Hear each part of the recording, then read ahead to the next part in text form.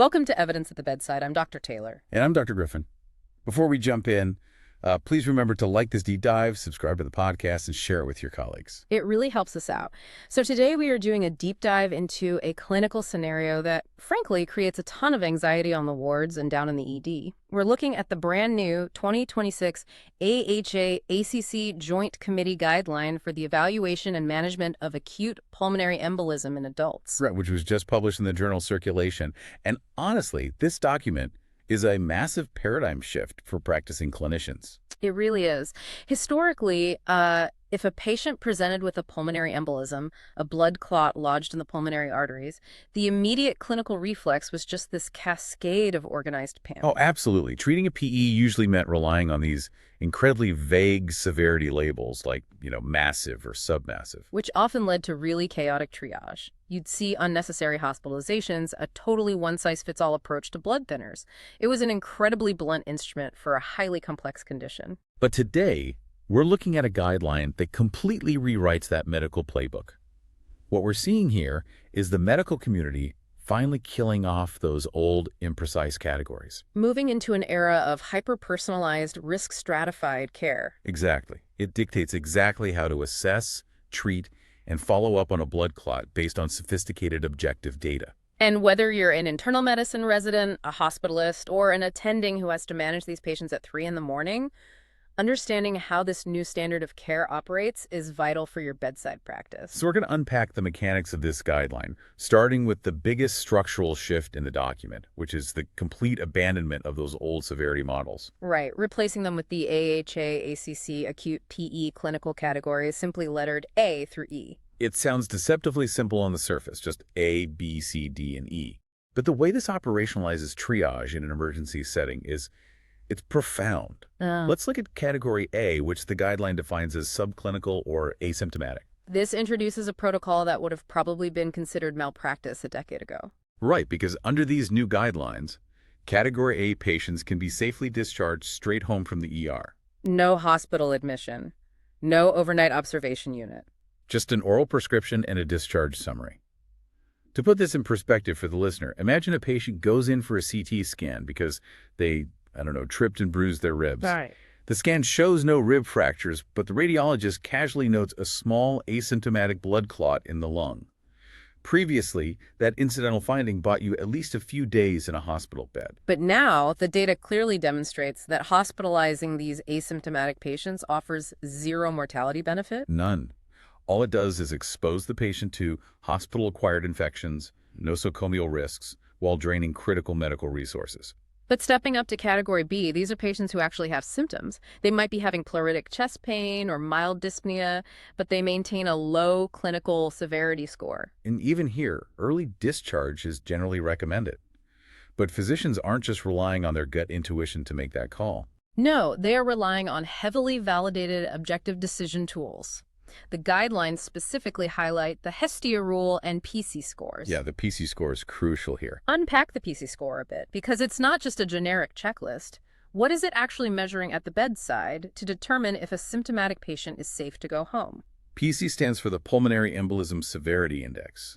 It takes the guesswork completely out of the equation by assigning hard point values to specific clinical markers. Like age, history of cancer, heart failure, chronic lung disease. But crucially, it looks at immediate physiological red flags. Is the heart rate over 110? Is the systolic blood pressure dropping below 100? Are there oxygen saturations below 90%? So if they score low across these very specific objective metrics, the risk of an adverse event in the next 30 days is statistically minute. Exactly. You can manage them safely at home with oral anticoagulants. Which naturally raises the clinical question, where exactly is the line drawn? If categories A and B go home, what tips a patient into Category C, where hospitalization becomes absolutely mandatory? Category C is the critical tipping point. These patients might look similar to Category B symptomatically, but the objective testing reveals a deeper systemic strain. Specifically, we are looking for elevated cardiac biomarkers. Right. Troponin or brain natriuretic peptide BNP. Or we're seeing right ventricular dysfunction on an echocardiogram. So the heart is essentially sending up a distress flare. It's working so hard to push blood against the physical resistance of the clot in the lungs that the cardiac muscle itself is beginning to sustain microdamage. That is precisely what those elevated troponins indicate. The right ventricle is under acute stress. These patients require close inpatient monitoring. And then, of course, we move into the danger zone. Categories D and E. The guideline characterizes these as incipient to actual cardiopulmonary failure. These are the crashing patients. They have persistent hypotension, their blood pressure has bottomed out, or they are in full-blown obstructive shock. You need immediate critical care. If we pull back and look at the systemic impact of this A to E framework, it is a masterclass in resource allocation. By giving clinicians this specific algorithm, hospitals stop overtreating the mild cases. You keep healthy people out of the hospital. But simultaneously, the moment a category D or E patient hits the doors, the system instantly flags them.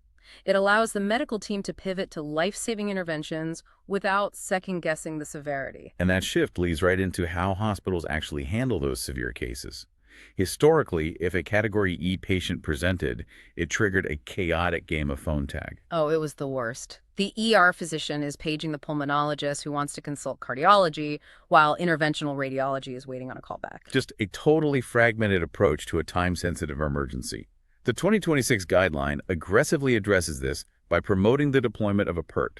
The Pulmonary Embolism Response Team, it's essentially a SWAT team for the lungs. It's a brilliant logistical evolution. Treating a severe PE now formally requires this multidisciplinary approach. You have interventional radiologists, cardiologists, pulmonologists, and critical care surgeons assembling instantly. Often virtually, right? Looking at the same imaging at the exact same time. Yes, they formulate a collaborative attack plan in real time, bypassing the traditional siloed consultation process completely. And the medical arsenal that this peer team has at its disposal has evolved significantly. Let's look at the pharmacology. For decades, the initial parenteral therapy for a serious clot was an unfractionated heparin drip, Which, from a bedside management perspective, was incredibly labor-intensive. It requires constant monitoring. You're drawing an APTT blood test every few hours, constantly adjusting the drip rate to ensure the patient's blood isn't too thick or too thin. A continuous tightrope walk. Yeah. But the new guidelines solidify low molecular weight heparin, or LMWH, as the preferred initial therapy. LMWH has highly predictable pharmacokinetics. It's a simple, weight-based subcutaneous injection, and it completely eliminates the need for that agonizing minute-by-minute blood monitoring. And when we talk about transitioning the patient to an oral medication for long-term management at home, the guidelines strongly recommend direct oral anticoagulants, DOACs, over the older vitamin K antagonists like warfarin. Which is a massive quality-of-life upgrade. Warfarin works by inhibiting vitamin K, which means it is incredibly sensitive to dietary changes. If you eat too much spinach or broccoli, you counteract the drug. You have to make frequent trips to a clinic to check INR levels. DOACs target specific clotting factors directly, like factor Zs or thrombin. No dietary restrictions, no constant lab work, but the guideline dives into a very specific, historically debated nuance regarding DOACs and obesity. Yes, this is a fascinating point of clinical clarification. For years, there was genuine apprehension in the medical community about prescribing DOACs to patients with severe obesity. Specifically those with a BMI over 50 or a weight exceeding 150 kilograms. The hesitation was rooted in pharmacological theory. The fear was that the larger volume of distribution would dilute the peak plasma concentrations of the drug, rendering a standard dose ineffective against a massive, life-threatening clot. Because of that theoretical risk, many physicians defaulted to warfarin for these patients just to be safe. But the 2026 guideline presents definitive, hard data putting that fear to rest. DOACs are proven to be equally safe and effective regardless of severe obesity. Patients no longer need to be denied the convenience of a modern anticoagulant based on their BMI. However, the guideline does carve out one major physiological exception for DOACs, and it involves bariatric surgery. The text explicitly states that DOACs must be avoided for at least 4 weeks postoperatively. So why the 4-week restriction? If it's not about the patient's weight, what is the underlying mechanism causing the issue? It is entirely about the altered gastrointestinal anatomy. Bariatric procedures, like a gastric bypass, physically bypass the proximal small intestine, specifically the duodenum, which is the exact mucosal surface where DOACs are actively absorbed into the bloodstream. Furthermore, the surgery drastically shortens gastric transit times.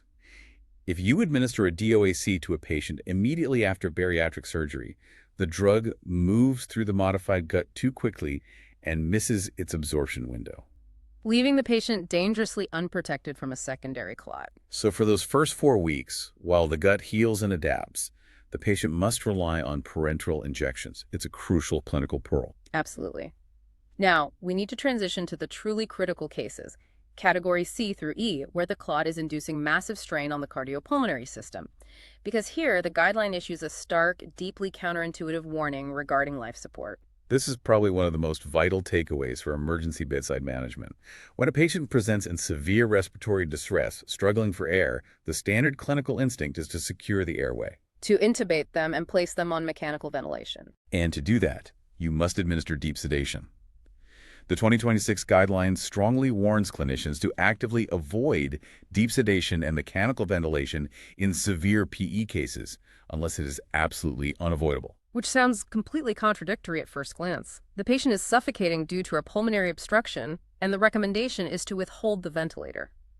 Walk us through the physiology of why intubation is so dangerous in this specific scenario. It comes down to a phenomenon we call the hemodynamic domino effect. When a massive clot blocks the pulmonary artery, the right ventricle is suddenly pushing against an immense wall of pulmonary vascular resistance. The afterload is astronomically high. To survive this acute stress, the body triggers a massive compensatory sympathetic response. It floods the system with endogenous catecholamines and adrenaline surge, forcing the right ventricle to pump harder and faster. It's the body's endogenous life support system keeping the patient from crashing. Exactly. Now, consider what happens during intubation. You administer a sedative, often something like propofol. These sedatives are potent vasodilators, and they profoundly blunt that sympathetic tone. You instantly turn off the adrenaline, keeping the heart going, and you cause the veins to relax, which drastically drops the preload, the amount of blood returning to the heart. And on top of that, mechanical ventilation itself utilizes positive pressure. Yeah. You're pushing air into the chest cavity, which further increases the intrathoracic pressure and the resistance the right ventricle has to pump against. You have simultaneously removed the heart's chemical drive to pump, starved it of returning blood, and increased the physical resistance it faces. The right ventricle simply fails. This leads to immediate catastrophic hemodynamic collapse. The patient codes right there during the intubation sequence. So to navigate this incredibly delicate tightrope, the guidelines strongly prefer utilizing high-flow nasal cannula or HFNC oxygenation. It delivers massive amounts of heated, humidified oxygen to the patient, but crucially, it keeps them awake, breathing spontaneously, and leaves their compensatory sympathetic drive completely intact. And while that HFNC is buying the patient time and keeping their physiology stable, the PERC team is aggressively pursuing advanced therapies to eliminate the clot. Historically, for a crashing patient, the only option was systemic thrombolysis. Infusing heavy, clot-dissolving thrombolytic drugs directly into the peripheral foramen. The problem with systemic lytics is that they circulate through the entire body. You might dissolve the clot in the lung, but you expose the patient to a terrifying risk of severe bleeding. Most notably catastrophic intracranial hemorrhage. To mitigate that risk, the field evolved toward catheter-directed thrombolysis, or CDL, where a catheter is threaded directly into the pulmonary artery to drip a fraction of the lytic dose directly onto the clot. But the 2026 guidelines elevate a newer, highly sophisticated alternative, mechanical thrombectomy. The source text highlights the PEERLESS trial, which directly compared catheter-directed thrombolysis against mechanical thrombectomy. Yes. The PEERLESS trial is a landmark piece of data.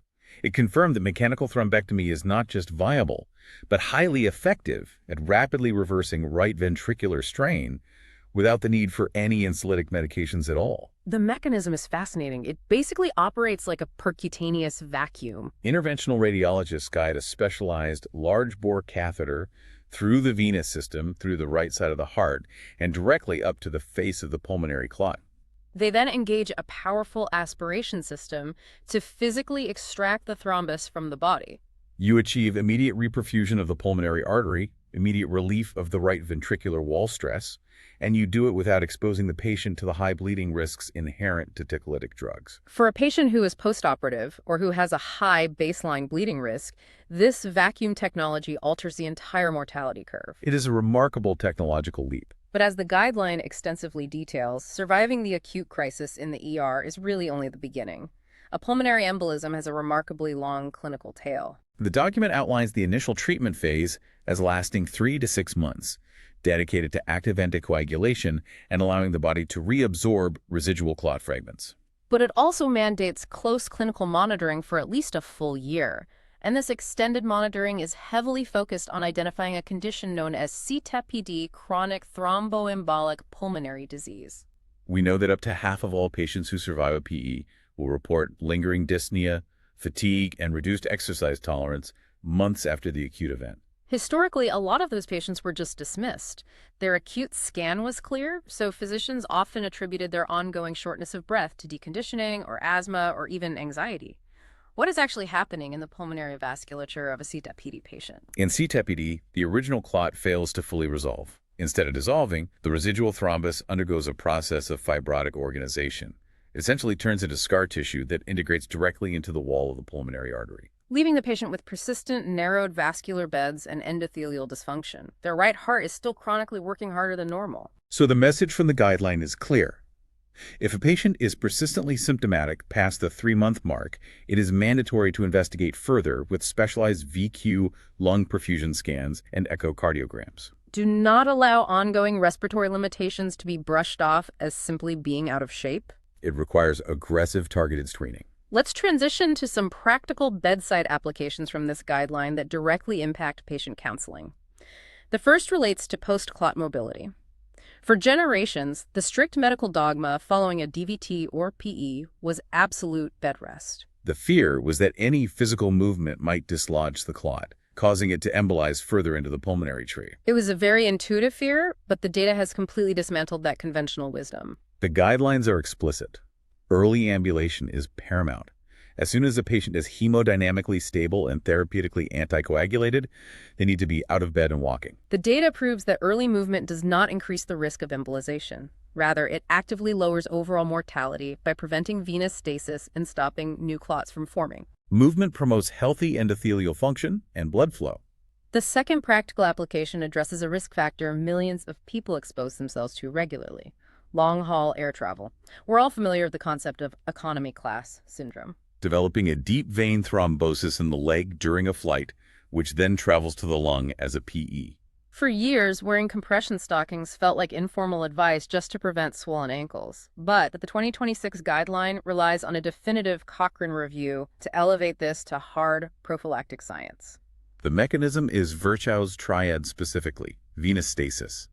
When you sit immobile in a cramped airline seat for hours, blood pools in the deep veins of your calves. And the Cochrane review data confirms that for flights exceeding 5 hours, the use of graduated compression stockings significantly reduces the incidence of asymptomatic DVT. By applying external pressure, the stockings maintain venous velocity. By preventing the DVT, you are actively severing the pathway to a life-threatening pulmonary embolism. It's evidence-based risk reduction. Okay, let's do a rapid takeaway section. What are the high-yield pearls clinicians should remember when they see these patients tomorrow? Number 1, remove the words massive and submassive from your vocabulary. Use the A through E clinical categories to risk stratify.